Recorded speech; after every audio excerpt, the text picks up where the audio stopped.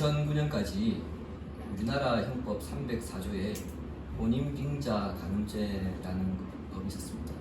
2009년 11월에 이게 헌법재판소에서 위헌 판결을 받았거든요. 그래서 이제 효력이 없어졌는데, 빙자는 남의 힘을 빌어 의지한다라는 뜻이죠. 실제로 결혼할 생각이 없음에도 결혼할 것처럼 상대를 속이며 이제 행동하는 것을 말합니다.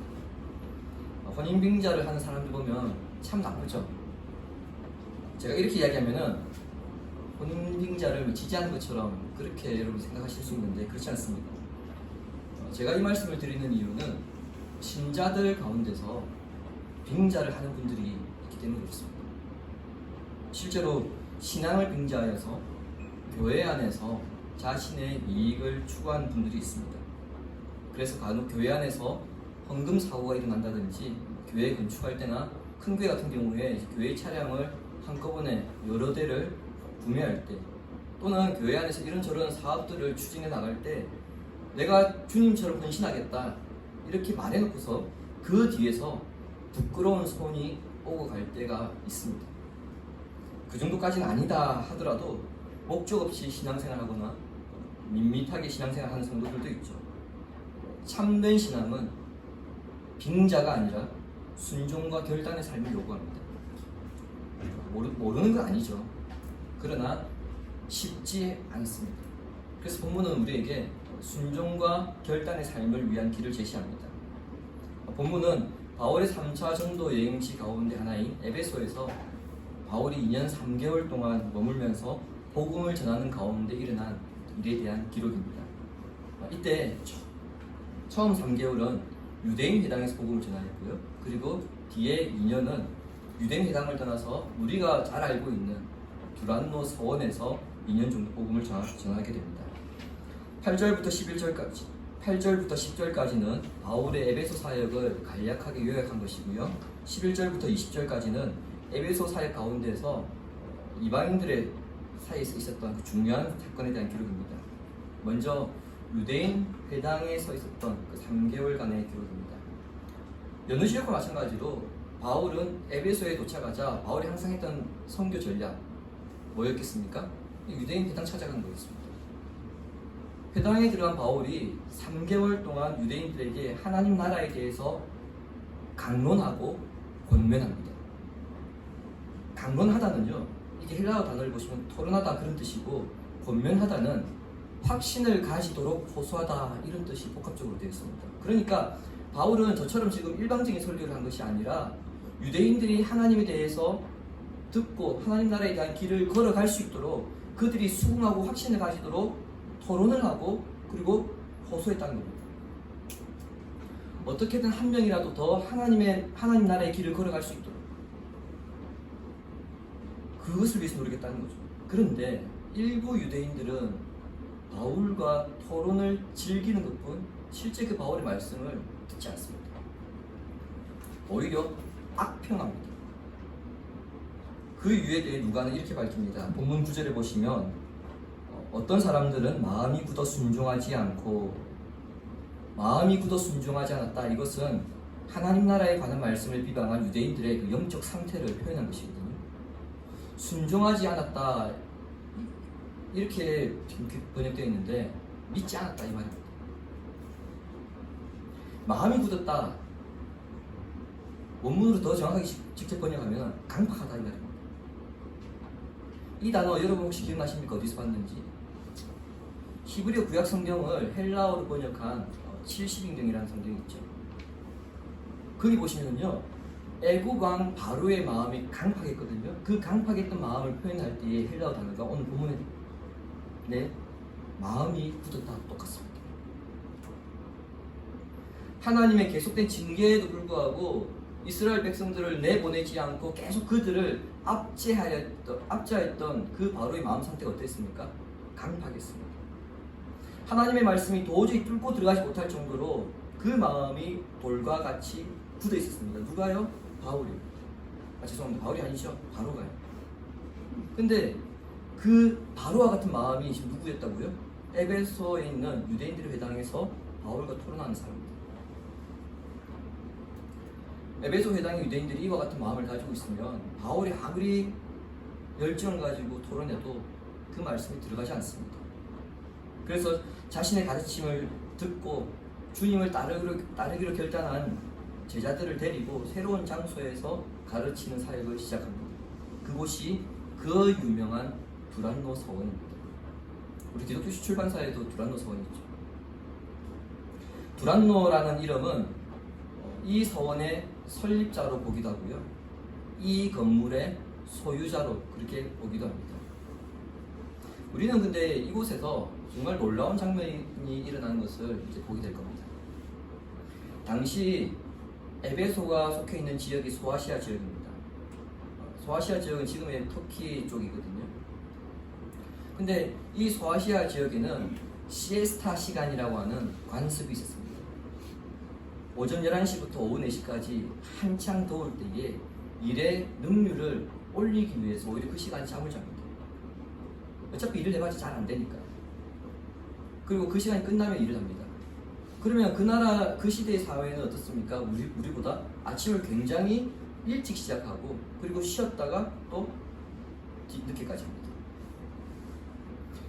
우리는 바울이 고린도에 있을 때에 브리스길라와 아굴라의 사업장에서 직원으로서 일을 했다는 것을 살펴보았죠. 에베소에서도 동일하게 바울은 텐트 만드는 일을 하면서 자비랑 사역을 감당합니다. 바울 역시 노동자입니다. 우리가 지금 바울이 계속 설교했다고 하니까 바울이 사도로서 설교자로서만 생각하는데 바울은 1차적으로 노동자입니다. 그 역시 새벽부터 일어나서 아침 일찍 일을 했습니다. 그리고 시에스타 시간에 그 역시 자야 됩니다. 하지만 그는 어떻습니까? 남들이 잘 시간에 말씀을 가르쳤습니다. 그 일을 무려 그가 에베소를 떠나기까지 계속 해나갑니다. 2년 3개월을 매일같이 그 일을 해나갑니다. 가르치는 사람의 열정이 얼마나 뜨거운지 알 수 있겠죠. 그러나 한편으로는요, 배우는 사람이 있으니까 가르치는 거 아니겠습니까? 제가 아무리 설교를 하고 가르쳐도 여러분 아무도 없으면 저 혼자 뭐 하겠습니까? 동일합니다. 바울 역시 그 가르침을 따르고자 하는 열정 있는 사람이 있었기 때문에 그 역시 그 일을 감당했던 겁니다. 남들 일할 때 같이 놀고 같이 일하고 남들 자는 시간에 쉬는 시간에 그들은 말씀을 가르쳤고 배우는 열정이 아주 뛰어났던 겁니다. 이러한 두란노 서원의 말씀 사역에는 두 가지 특징이 있습니다. 하나는 성도들에게 삶의 목표를 제시했다는 점입니다. 바울은 그들에게 하나님 나라에 대해서 가르쳤습니다. 즉 성도들의 목표가 무엇입니까? 하나님 나라가 되어야 된다는 겁니다. 성도들이 관심을 두어야 할 것은 무엇이며 성도들이 걸어가야 할 길이 무엇인지 이것을 가르쳤습니다. 두란노 서원의 역할을 하는 곳이 오늘날에는요, 교회입니다. 즉 교회는 하나님 나라에 대해서 가르쳐야 되고요, 성도는 교회를 통해서 하나님 나라를 가는 길이 도대체 무엇인가, 어떤 길인가 그것을 배워야 합니다. 그런데 오늘날 교회는 하나님 나라를 말하기는 합니다. 근데 정작 교회 관심이 어디에 있냐면 하나님 나라를 말하면서 정작 관심은 건물에 있고요, 예산에 있고요, 사람 수에 있습니다. 여기 안타까움이 있죠. 즉 교회가 하나님 나라보다 오늘날에는 교회가 경제 쪽에 더 관심이 많습니다. 성도 역시 크게 다를 바 없다고 봅니다. 그러므로 우리는 하나님 나라에 대해 관심을 가져야 합니다. 설교의 중심이 하나님 나라가 되어야 되고요, 우리 개개인의 관심도 하나님 나라가 되어야 합니다. 지난 7주 동안 우리가 수요일에 종말론에 대해서 공부했습니다. 우리가 가야 할 곳, 우리가 영원히 거하게 될 천국, 다른 표현으로 하나님 나라를 향해 우리가 이 땅에서 어떻게 살아야 할 것인가, 이것에 대해서 배웠는데 여러분 바로 그것이 성도의 관심사가 되어야 합니다. 두란노 서원 전도의 두 번째 특징은요, 말씀 공부가 중심이었다는 점입니다. 성경을 통해 계시하는 하나님의 뜻이 무엇인가, 그것이 그들의 관심사였고 바울은 성실하게 그들에게 가르쳤습니다. 말씀 속에서 하나님의 뜻을 찾으려 하였고 그 말씀에서 하나님의 음성을 들으려 했으며 그 말씀을 통해 주시는 하나님의 능력, 그 능력을 통해 주시는 하나님의 축복을 받으려고 애썼습니다. 어떤 현상이나 사람을 통해서 하나님을 알려고 했던 게 아닙니다. 어떤 현상이 나타났으니까 그것을 통해서 하나님이 나타났구나. 아니요. 그들은 철저하게 말씀을 통해서 그 말씀 가운데 역사하시는 하나님을 알기 원했습니다. 아침 대바람부터 나왔습니다. 그리고 일을 했습니다. 여러분 11시 넘어가면 얼마나 피곤할까요? 피곤합니다. 몹시 피곤한 시간이고요. 그 시간이 끝나면 이 사람들은 다시 일해야 됩니다. 그런데 그들은 그 피곤한 몸을 이끌고 성경을 공부했습니다. 왜요? 그곳에서 하나님의 뜻을 찾기 위해서. 매일같이 공부하면서 점점 하나님의 말씀의 뜻을 알아가는데 그들은 힘썼습니다. 그렇습니다. 우리의 관심사가 하나님 나라가 되기 위해서는 우리도 성경 공부해야 됩니다. 단지 설교를 통해 끝나서는 안 되고요. 바쁘더라도 여러분 개인적으로 꼭 성경을 읽으셔야 되고, 그 시간이 부족하다면 저희가 매일마다 보내드리는 그 새벽 묵상 말씀이라도 여러분 들으십시오. 그래서 어떻게 하든지 우리가 성경에 담겨있는 그 하나님의 뜻을 우리가 붙잡으려고, 깨달으려고 노력해야 되고, 그것을 통해서 하나님 나라의 길을 찾아가야 합니다. 하나님 나라에 관심이 없다면 하나님의 약속과 축복을 받을 수도 없습니다. 이렇게 말씀을 가르치는 자와 말씀을 배우는 자가 열정으로 끌어오를 때에 그 현장에 놀라운 하나님의 능력이 나타납니다. 11절 12절 보시기 바랍니다. 하나님이 바울의 손으로 놀라운 능력을 행하게 하시니 심지어 사람들이 바울의 몸에서 손수건이나 앞치마를 가져다가 병든 사람에게 얹으면 그 병이 떠나고 악귀도 나가더라. 아멘. 놀라운 기적의 역사가 바울의 손을 통해서 직접 나타났을 뿐 아니라 심지어 간접적으로 그의 몸에 붙어있던 것들을 통해서도 나타났습니다. 바울이 사용하던 손수건이나 그리고 앞치마를 병자들에게 갖다 대니까 그 사람 몸에 있는 귀신이 떠나가면서 병을 고침받는 일이 일어난 것입니다. 한번 생각해 보십시오. 바울이 지금 썼던 이 손수건과 앞치마, 여러분 깨끗한 것이라 생각하십니까? 아침부터 나와서 일했기 때문에 그 땀을 닦았던 수건일 것이고요. 그리고 일하면서 온갖 이물질들이 묻어있는 앞치마일 겁니다. 여러분 이게 귀한 물건이라 생각하십니까? 제가 오늘 너무 더워가지고 땀을 닦았는데 이걸 제가 여러분한테 드리면 여러분 받으시겠습니까? 목사님 뭘 농담이라도 그런 농담을 하시는 그럴 것 같은데요. 그게 당연한데 오늘 이 현장에서는 별 보잘것없는 물건, 그 누구도 가지고 싶지 않은 그 물건들이 병자에게 갖다 대니까 병자의 그 질병이 낫는 그와 같은 역사가 일어났습니다. 누가가 이 장면을 부각시키는 데 이유가 있습니다. 바로 바울의 사도적 권위를 강조하기 위해서입니다. 여러분 착각하시면 안 됩니다. 바울의 사도적 권위를 강조하기 위해서입니다. 신약에는 이와 비슷한 장면이 있거든요. 마태복음 9장 20절 21절 주보겠습니다.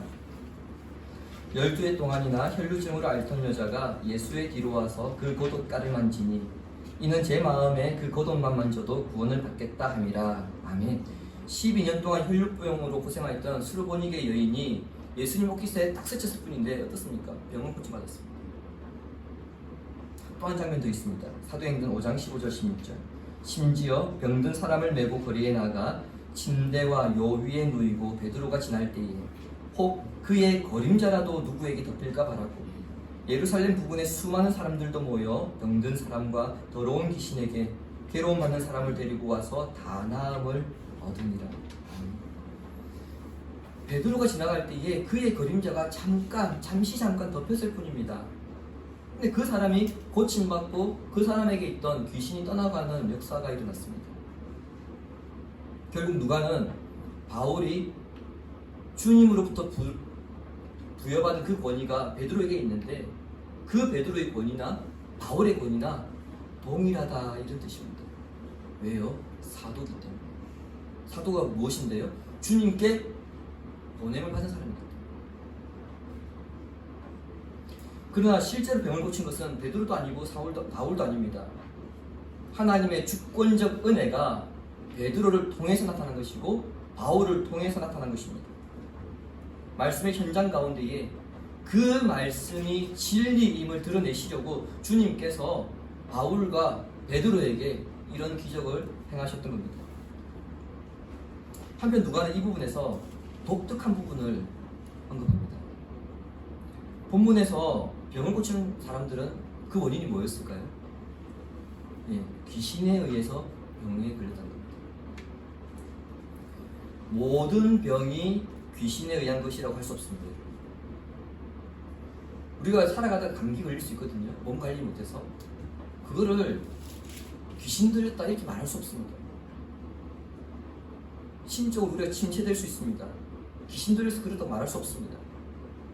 오해하시면 안 됩니다. 그러나 적어도 오늘 본문에 나타났던 이 사람들은 그들이 자기 몸 관리를 잘못해서가 아니라 귀신 들려서 귀신이 들어와서 병이 생겼다는 겁니다. 그럼에도 불구하고 이 사람들이 귀신 들린 거 아니에요. 귀신에 의해서 병에 걸린 건 맞는데 그 귀신 들린 사람처럼 행동하고 그렇지는 않았다는 얘기입니다. 결국 하나님은 이런 기적을 통해서 귀신들로부터 고통받는 자들을 구원하고 계시고 하나님 나라는 바울이 통해 증거하는 주님의 말씀을 통해 역사하는데 사탄의 지배를 받는 그 사람들을 해방시키는 것이 바로 하나님의 사역이다. 이것을 누가는 우리에게 가르치고 있는 것입니다. 그런데 이렇게 하나님의 능력이 나타나니까요, 이것을 흉내내는 사람들이 있습니다. 여러분, 한때 조영기 목사님 교회가 굉장히 커지니까 설교를 조영기 목사님이 흉내내는 사람들이 있었습니다. 오늘 이 밤에 여러분 믿으십니까? 이런 식으로 조영기 목사님 흉내내는 사람들이 있었습니다. 마찬가지 바울이 하나님의 예수의 이름으로 사람들 고치니까 그것을 흉내내는 사람들이 있습니다. 13절에서 16절에 보시면은 마술하는 사람들이 시험 삼아 예수의 이름을 부르며 이렇게 말합니다. 내가 바울이 전하는 예수의 이름을 빙자하여 너희 즉 귀신에게 명하노라. 그 다음 말은 뭐겠습니까? 나가라 했는데 결론은요, 안 나갔다는 거겠죠. 마술이라고 하니까 모자에서 비둘기 나오고 지갑 나오고 손에 갑자기 장미가 들려주고, 여러분 그런 거 생각하실지 모르겠습니다. 우리 한글 번역이 좀 오해를 하게 만들었는데 본문에서 마술로 번역된 헬라어 단어는 귀신 쫓는 사람, 무당이라는 뜻입니다. 마술사가 아니고 무당입니다. 오늘날 우리 청년들에게는 테마사라고도 익숙하죠. 그런 일들을 하는 사람들이에요. 더 정확하게 번역하면 주술사. 에베소에는 이런 사람들이 많았습니다. 실제 에베소는 로마 제국 당시에 수도 로마를 포함하여서 그리고 알렉산드리아 그리고 안디옥과 함께 로마 제국의 4대 도시 가운데 하나였습니다. 굉장히 큰 도시란 말이죠. 지금의 터키의 그 서남부 지역, 그쪽을 제가 아까 그 소아시아 지역이라고 말씀드렸는데, 소아시아의 정치, 경제, 문화, 종교의 중심지가 에베소였습니다. 요한계시록에 보면 소아시아에 7교회가 등장합니다. 그래서 요한계시록 2장 3절, 2장에 보시면은 사도 요한이 7교회 편지를 보내거든요. 그 소아시아 7교회가 바로 이 에베소를 중심으로 근처에 있는 교회들입니다. 그런데 이 에베소에는 거대한 아데미 신전이 있었습니다. 굉장히 큰 아데미 신전이 있었습니다. 따라서 그 신전이 있었기 때문에 주변에 뭐가 많았을까요? 주술사들이 많았습니다. 주술사는 어떤 신의 이름을 사용하느냐가 중요합니다. 그 신의 이름이 더 능력이 더 믿기 때문에. 그런데 그들이 볼 때에 바울이 부르는 신은 좀 더 특별해 보였습니다. 왜요? 손을 대기만 해도 낫고 심지어 손수건 갖다 대도 나으니까 그 신의 이름이 너무 특별하게 보였던 겁니다. 즉 바울이 부르는 예수의 이름은요, 신비 그 자체였던 거예요. 그래서 귀신 들린 사람들을 향해서 그들이 예수의 이름을 빙자하여서 귀신을 떠나가라 이렇게 말했습니다. 그 중에는 유대인 제사장 스게와의 7 아들도 있었습니다. 여러분, 우리가 상식적으로 성경을 좀 생각하기도 말씀을 드렸죠. 에베소입니다. 예루살렘 아닙니다. 이방 지역에 유대인 성전이 있을 수 있을까요? 없죠. 없습니다. 따라서 그곳에 제사장이 있는다는 것 자체가 불가능한 이야기입니다. 자, 또 하나, 유대인 제사장이 이방 종교를 섬긴다. 여러분, 이게 가능한 얘기일까요? 그것도 불가능한 얘기입니다. 따라서 그들은 자기들이 귀신을 쫓아낼 수 있는 자격이 있다는 것을 강조하기 위해서 우리 아버지는 제사장이야, 우리 가문은 제사장 가문 출신이야, 이렇게 말했다는 거예요. 실제 예수님 당시에 유대인들 가운데에 귀신을 전문적으로 내쫓는 사람들이 있었습니다. 유대인들 가운데. 에베소에서는 스게와의 7 아들이 대표적이었는데 그들이 예수의 이름을 빙자해서 이제 귀신에게 나갈 것을 명령합니다. 그런데 사달이 나죠. 15절 16절 보십시오. 악기가 대답하여 이르되 내가 예수도 알고 바울도 알거니와 너희는 누구냐? 악기 들린 사람이 그들에게 뛰어올라 눌러이기니 그들이 상하여 벗은 몸으로 그 집에서 도망하는지라. 악기가 뭐라고 합니까?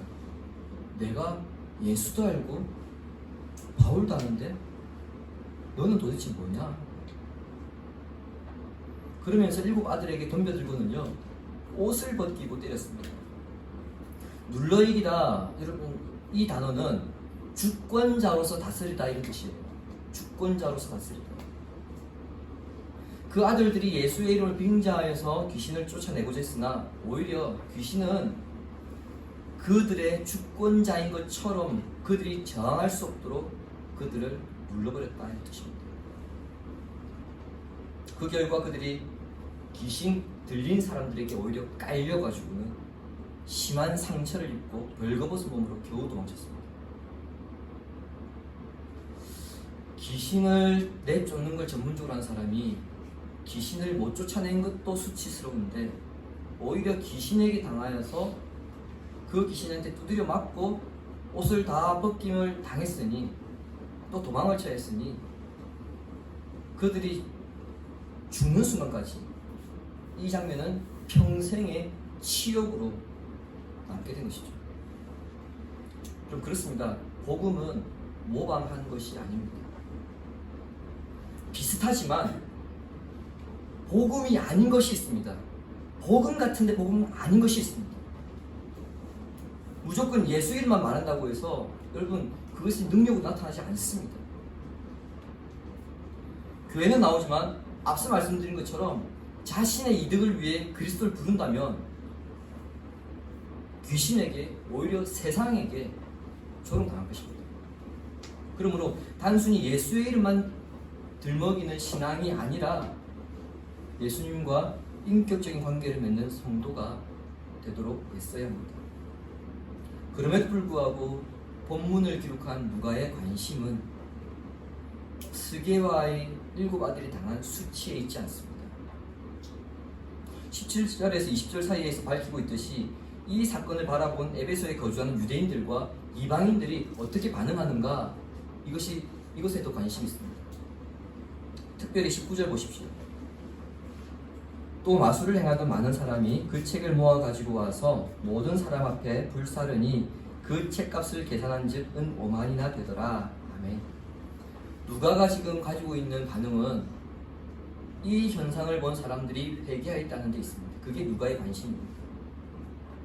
자신이 행한 일들, 예수의 이름을 빙자해서 이득을 취하려 했던 것이나 아니면 예수를 믿었음에도 불구하고 여전히 변화하지 못해서 여전히 예전의 삶과 동일한 삶을 이어갔던 그 사람들이, 아니면 예수 자체를 몰라서 예수님을 대적했던 그 모든 죄들을 회개하는 것, 여기에 누가의 관심이 있었습니다.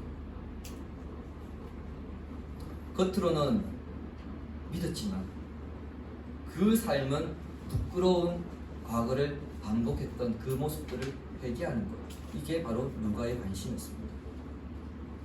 자, 그러한 죄를 회개했는데 특별히 마술을 행했던 많은 사람이 주술과 관련된 책들을 가지고 와서는요, 많은 사람들이 보는 앞에서 그 책들을 다 뿔튀어버렸습니다. 제가 앞서 에베소에 거대한 신전이 있다고 말씀드렸거든요. 혹시 그 신전 이름 기억하십니까? 아뎀이죠. 에베소는 종교의 중심 도시였습니다. 따라서 그 도시 사람들은 주술이라고 하는 것을 대단히 중요하게 여겼습니다. 고대 사회는 오늘날과 다르게 책 자체가 되게 귀했습니다. 오늘날 우리는 책이 굉장히 좀 싼 편인데요. 고대 사회는 책 한 권 자체가 굉장히 비쌌습니다. 특별히 주술책은 더 비쌌고 더 가치가 있었습니다. 왜요? 거기에는 사람의 운명을 좌지할 수 있는 능력이 있다고 믿었기 때문에. 자, 그런 책들을 불에 태웠는데 이것은 우리는 이 책 안에 있는 모든 내용들을 우리는 거부한다는 것을 공개적으로 드러내는 행위입니다. 역사적으로 국가가 정권 유지의 위협을 받을 때에 국가의 정책을 반하는 책들, 그런 사상들을요, 국가가 몰수하여서 불에 태운 적들이 있습니다. 그런데 개인이 공개적으로 태우는 일은 당시에는 없었습니다. 이유는 간단합니다. 제가 앞서 말씀드렸듯이 책 자체가 비쌌기 때문에 그게 필요가 없으면 그냥 팔면 되는 거예요.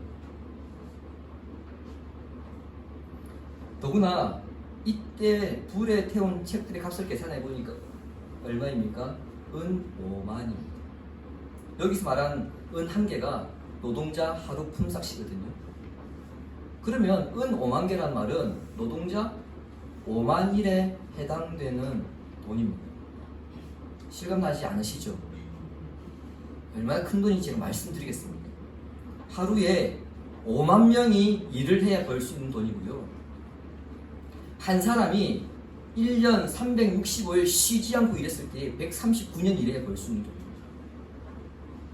139년치 연봉을 다 태워버린 겁니다. 이런 일이 가능했던 것, 스게와의 7 아들이 악령에게 공개적으로 망신을 당한 그 사건 때문입니다. 하나님께서 이 사건을 통해서 마술의 거짓됨을 폭로하시고 하나님 말씀이 참 능력임을 드러내심으로써 에베소 온 도시에 하나님의 살아계심을, 그 말씀이 참임을, 그 말씀에 능력이 있음을 드러낸 것입니다. 주님이 사랑하신 교우 여러분, 에베소는 마술과 정치, 경제, 문화, 종교의 중심지였습니다. 그런데 그곳에서 예수의 이름, 하나님의 말씀이 이 모든 권세를 이긴다는 것이 드러났을 때 그곳 마술사들은 자신 모든 것을 공개적으로 내던지며 내가 이제 그 권세를 따르겠다고 그렇게 고백했습니다. 그리고 그렇게 결단했습니다. 이러한 아름다운 결단이 오늘 우리에게 있어야 합니다. 오늘 이 자리에 모여있는 우리 모두는요, 누구나 공동체에 속하여 살아갑니다. 아주 좁게는 가정에서부터 시작해서 점점 확장하여 교회와 학교, 직장, 그리고 넓게는 국가라고 하는 우리는 공동체 속에서 살아갑니다. 그래서 그 공동체에서 자기 자신이 자리를 잡기 위해서 때로는 자신의 안위나 자신의 부등, 자기에게 이득이 되는 것을 취하기 위해서 인간은 늘 권력을 따라갑니다. 소위 말하는 라인을 따라갑니다.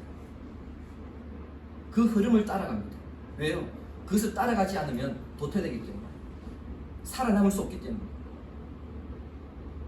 이것을 우리가 다른 표현으로는 세상 중심으로 살아간다 이렇게 말합니다. 그리스도인이기에 우리가 주님을 부르며 예수의 이름을 외치지만 그것은 내가 바라던 것을 이루기 위한 하나의 수단에 불과하고 실제 우리의 삶이 그 에베소에 있었던 마술사의 삶과 다르지 않는가? 우리는 오늘 그것을 돌아봐야 됩니다. 예수의 능력, 그 말씀의 능력 앞에서 자신의 모든 것을 내던지며 주를 따르겠다고 결단했던 그 마술사들의 결단이 오늘 우리에게 있기를 바랍니다. 예수의 이름을 빙자한 신앙이 아니라 내 모든 것을 포기할 수 있는 믿음과 그 열정으로 여러분의 신념과 여러분이 살아가는 그 삶의 현장, 여러분이 속한 공동체에 말씀의 능력으로 인한 부흥이 일어나기를 성부와 성자와 성령의 이름으로 축원합니다. 아멘.